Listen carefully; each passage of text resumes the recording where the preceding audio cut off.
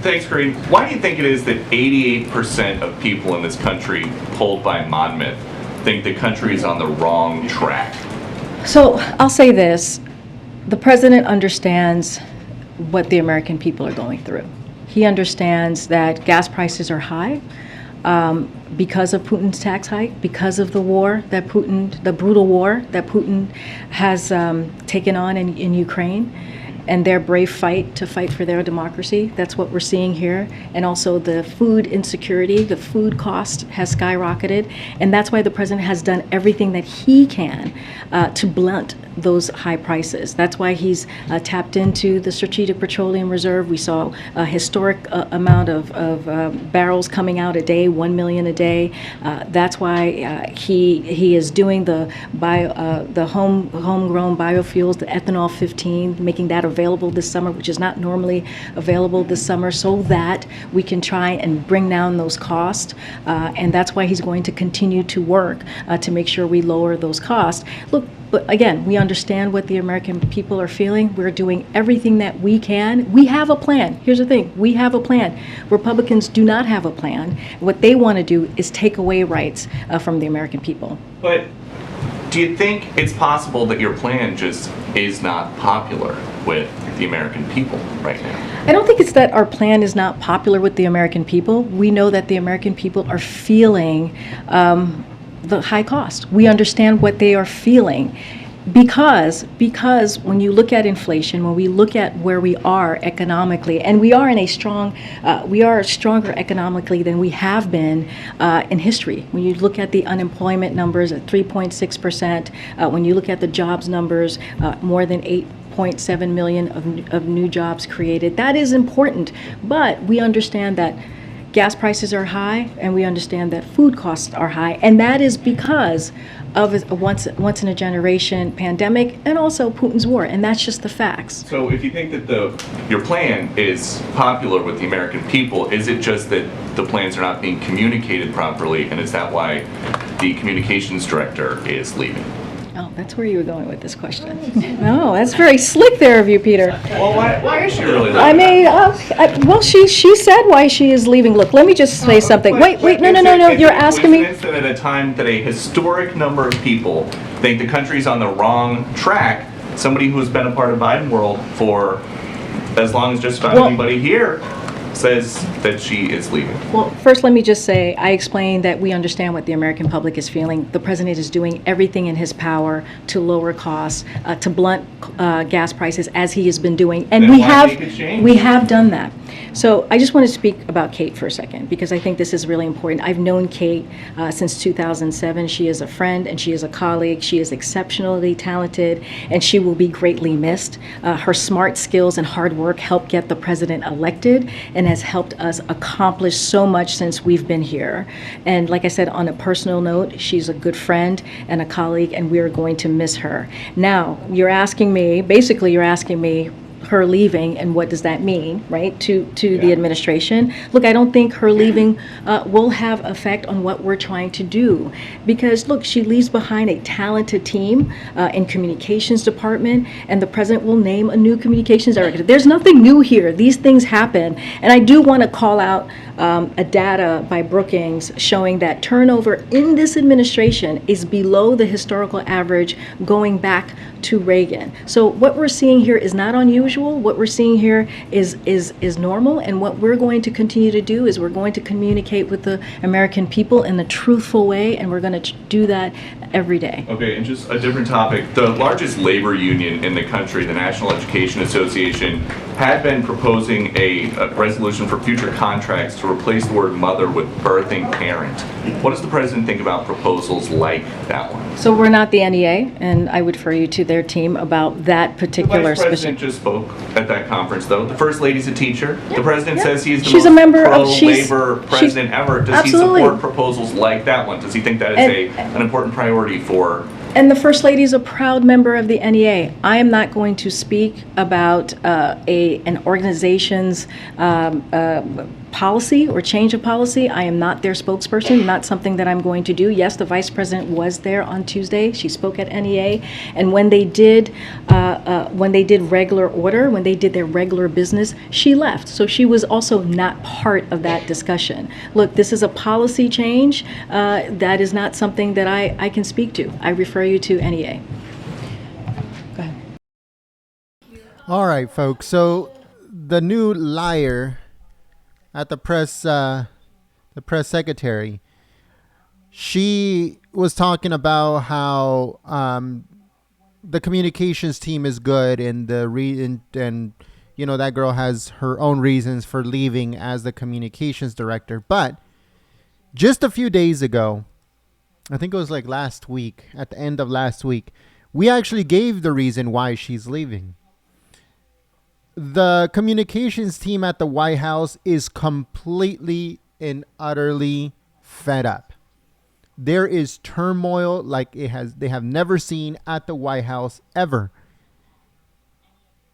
Even at the time where Trump was in office, Obama was in office, and Bush and everybody else was in office, they have never seen such disorder and such chaos at the White House communication team like they have under Biden.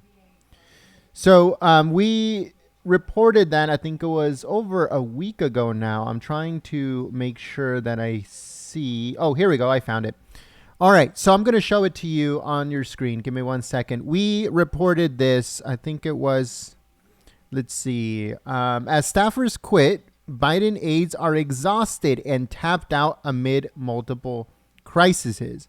So it says many Biden White House aides say that they are exhausted and tapped out as major turnover plagues the White House.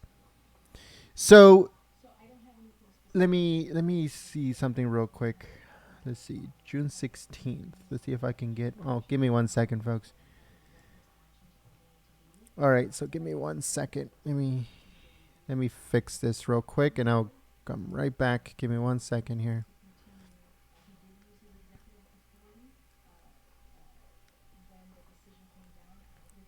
Sorry. The reason I have the JavaScript turned off of the thing is because of those stupid websites that have like the paywall. So give me 1 second. All right. So this was written on, let's see, June the 16th. So that's way more than almost a month ago is when we reported this. So again, as staffers quit, Biden aides are exhausted and tapped out amid multiple crises. And it says Biden staffers are exhausted and feel tapped out as the White House faces multiple shakeups. The Biden White House had a significant amount of departures in recent months. The Biden White House is only 18 months old. During this time, Biden's approval rating has been tanking in all areas. It says while 18 months is the typical time for a staff turnover at the White House, it comes amid heightened tensions over the midterm elections. So the most significant departures from the White House at that time was White House counsel, the lawyer of the White House, Donna Remus. And also, she was the one responsible for getting that radical judge into the Supreme Court, Kataji, or whatever her name is, Jackson, to be sworn into the Supreme Court. Republicans are set to probe the confirmation. So she ran before that happens in the midterms. It says many see all the departures as just aides being stressed and burnt out. As Biden continues to have crisis after crisis, Biden is desperate to win the dwindling Latino vote for Democrats. And he even went to the point of promoting the granddaughter of the leftist radical, Cesar Chavez. Democrats are losing the Latino vote. Okay, so it says all White House departures in recent months include Jen Psaki, which is the White House, the former White House press secretary. And also they had Mike Gwynn, Michael Kikawa, Vandit Patel, which is part of the White House press team. Amanda Finney, which was also part of the White House press team, among many more aides. So it says that Golden State Times reported a month before this report. So that means that it was in January, March, April, May. In May, Golden State Times reported in May that aides can't find a way to spin Biden's gaffes and walkbacks.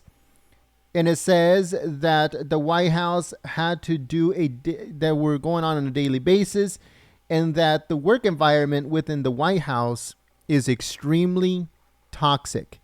It's extremely toxic. And not only that, they have to work overtime to make sure that every stupid thing that Biden says is either walked back or say, oh, it was just a gaffe, or he was just joking, or whatever they do on a daily basis.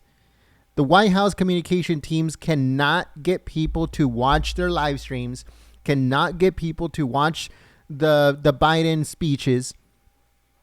When there was a White House press conference at the G20 that Biden just went to, or the NATO summit that Biden just went to, they couldn't even get 1,000 people to watch it. And yes, we do give them the benefit of the fact that it happened at like 1 a.m. But still, under Trump, we will stream a press conference of the president at 1, 2, 3 a.m., depending on where he was, and thousands of people will tune in, not only with us, but with everyone that covered it. So it doesn't mean anything that it happened during the middle of the night. It just has to do with nobody wants to watch the guy. So that's the reason why the communication director is leaving. They can't get Biden's agenda out to let the American people know what's going on.